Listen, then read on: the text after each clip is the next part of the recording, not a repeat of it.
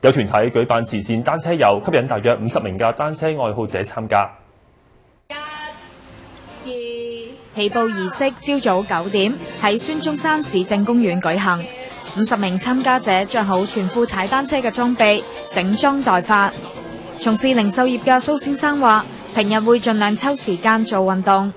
健康好重要啦，咁而家都叫做喺一個豐盛嘅生活都其實離唔開運動嘅，咁有啲運動都係好嘅，因為對身體健康啦。有一個就係話你平時嘅工作有運動都可以減下壓嘅。不過蘇先生希望本澳可以增加一條環島單車徑。而另一名參加者馬先生話：平時喺南環湖一帶踩單車，咁雖然知道危險，但係都冇辦法。都會俾佢哋撥下響下安啊，咁或者可能我哋會有時會阻住佢哋。喺嗰度比較係近馬路咧，咁嗰啲車又多咧，咁都會擔心下嘅。不過澳門太少嗰啲地方適合踩。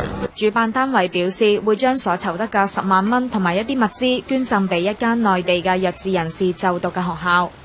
捐贈一啲物資俾啲弱智人士，因為有啲弱智人士同埋困難嘅小朋友，因為有啲譬如佢哋手腳嗰啲唔靈活啊，需要一啲特殊嘅匙羹啊或者叉啊嗰啲，我哋捐贈一啲用品嗰啲俾佢哋啦嚇。佢希望以身體力行，推動市民多參與體育同埋慈善活動。澳門電視台記者陳麗英報導。